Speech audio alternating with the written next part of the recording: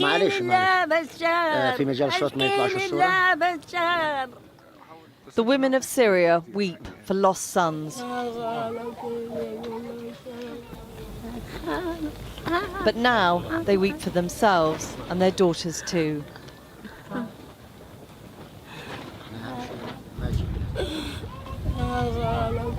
They fled here in search of safety and shelter, yet find themselves exposed to exploitation and abuse. On a dusty plain in the desert, the Zaatari refugee camp in Jordan is home to 100,000 people and grows bigger every day. But deep within the camp, there's no sanctuary for the women, just fear. Many left husbands, brothers and sons behind. Now they're preyed on by men, roaming free in a lawless place. مش خوف، رعب، حياة رعب عشت بالخيمة، ولا كل الناس نايمة إلا أني ما أقدر أنام، لأذان الفجر أضل. And this is what they're afraid of. خطفوا كثير بنات، خطفوهم وشغلوهن، 3 بمخيمنا انخطفوا، واجوا زين رجعوهم بمخيمنا. الشباب اللي أرادنا بيجوا بيتحرشوا بالسوريات من 7 ل6 سنين، بدهم يخطفوهن ويطلعوهن لبرا، فحتى الطفل القد هاي عم بتحرشوها. A trip to the toilet at night is now too terrifying for many women in this part of the camp. طبعا انا باجي مع بنتي وبضل واقفه لها بالضوء تبى انها تطلع للحمام، ما فيش اضويه، تيجي عتمه بالليل. يعني انت تقدر تفوتي على الحمام، بجوز واحد نفسه ضعيف يفوت، يعني اسال اختها هي واحده تقدر تفوت، ما تقدرش تفوت الحمام. انا مره كبيره متجوزه وعندي اولاد ولا شباب، ما استرجيش اجي على الحمام لحالي. عندي من 10 معاش استرجاعي خلص. The men come mainly from Saudi Arabia and other Gulf states. In the guise of donors, they offer charity, but in return, demand a wife. But these are marriages of convenience, for the men at least, often lasting just a matter of weeks or even days. Abu Sanad is a father of 2 girls. يعني مثل ما قلت بيجيني شياب من برا، هلا أرادنا بيجوا شباب من برا، من السعودية، من قطر، بدكم تزوجوا بناتكم، بدكم تزوجوا ما بعرف شو. يعني شو شايفيننا احنا مثل ما بقولوا هلا في سوق بيع، يعني سوق غنم. والله اهم من سوق غنم. يعني شو انتم شايفين ما معنا فلوس، يعني خلاص بدكم تستغلونا. والله اعطيني جوزني بنتك مثلا 200,000 او 100,000 او 50,000 ليرة سوري، يعني ما بطلعناش 100 دينار او 150 دينار او 200 دينار او 300 دينار. استغلال للعالم. سعودي قال لي بعيشك أميرة، وأنا ما قبلت. حتى مساعدته، يعني انه ما عادش بدي منك اي شيء، بس انه اقبل مني هاي المساعده ما رضيت اقبلها. Lama, a divorced woman with children, says she was forced to flee Zaatari after relentless pressure to marry. We found her in a safe house outside the camp in Amman. She told us after she repeatedly refused many propositions, her tent was burnt down. في بنات بيقبلوا للزواج، في بنات بيكونوا يعني كمان معانين بسبب الحرب وهالاشياء هاي، فبيكونوا بحاجه انه حدا مثلا يستر عليهم او شيء او هاي، بيكون شخصيته مثلا ضعيفه وبحاجه يعني ماده او بحاجه ملابس. Alongside the everyday essentials, they still try to sell dreams here. Weddings are a burgeoning business, but many are the so-called pleasure marriages, where women are effectively bought for sex, but the wedding provides a religious seal of approval, bringing respectability. On a street in downtown Amman, we secretly meet the marriage broker, Majed, a 28-year-old housewife from Homs who makes money offering up Syrian girls for sale. 50 دينار، 100 دينار، 1000 دينار. إذا بدي يتجوز يدفع 1000. لا شوفي هيك بفوت بحجابه وبشرب فنجانه وبحط 100 وبيمشي. بده يدفع 1000 واكثر، بده جوازه نظاميه، يتجوز يكتب كتابه ويصطفى ان شاء الله بعد ساعه بطلعه.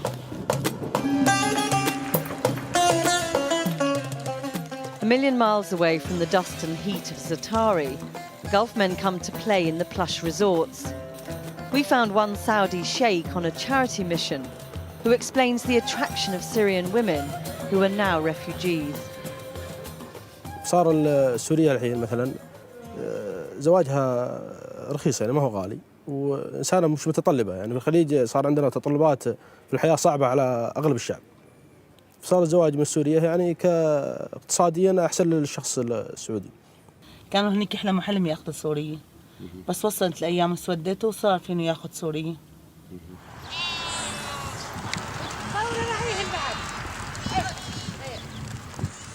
Sheikh Abu Hamad from Homs runs the mosque inside the camp.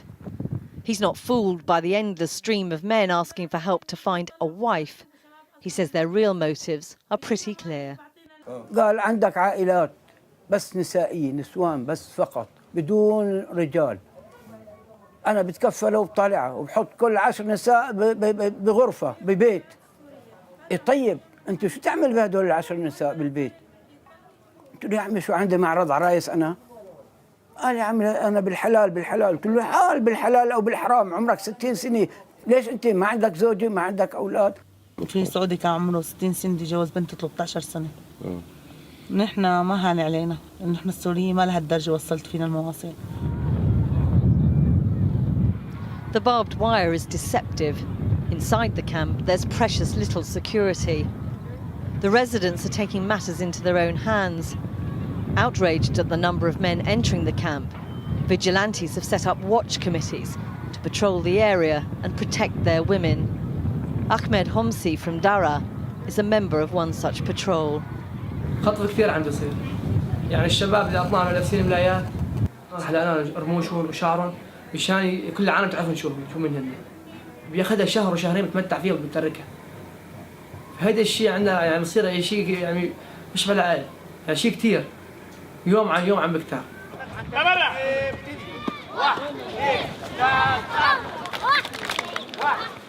There are valiant attempts at normality in the camp. The UNICEF school has 5,000 children on the roll.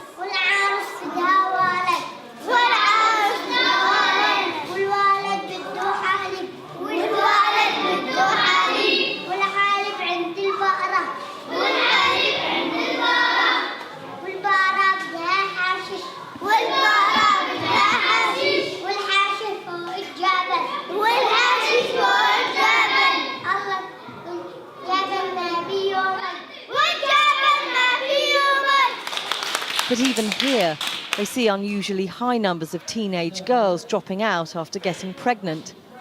And elsewhere in the camp too, life is anything but normal.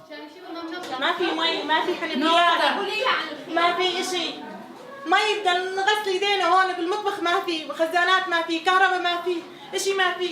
الدول العربية مؤامرة على الشعب السوري حطوهم هون تحت خيام أي شيء دغري الخيمة بتولع فينا.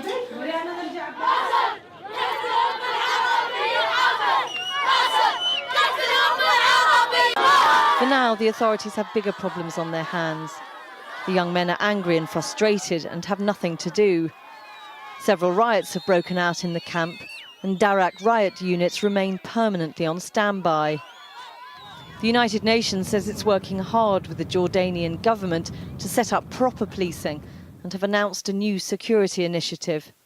It can't come soon enough. The women of Zaatari feel forsaken by the world, but especially by their fellow Arabs. بس لما طلعنا انحرمنا كل شيء حتى انحرمنا أحسن شيء بالبني آدم. تعرف شو هو؟ حرمنا الكرامة. For so long out of sight, the focus of the conflict so often the freedom fighters and martyrs. The women fled across the border to escape the fighting, but for many the supposed refuge has offered anything but.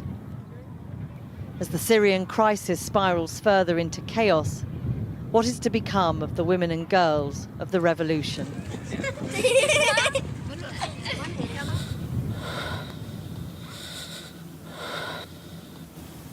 نفسي أرجع سوريا.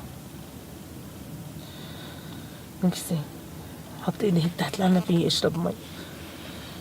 نفسي أشوف هواها لبلادي. إن شاء الله برجع لها. أنا تفرق معي حتى لو ضل ولا لو راح. هم ارجع على سوريا،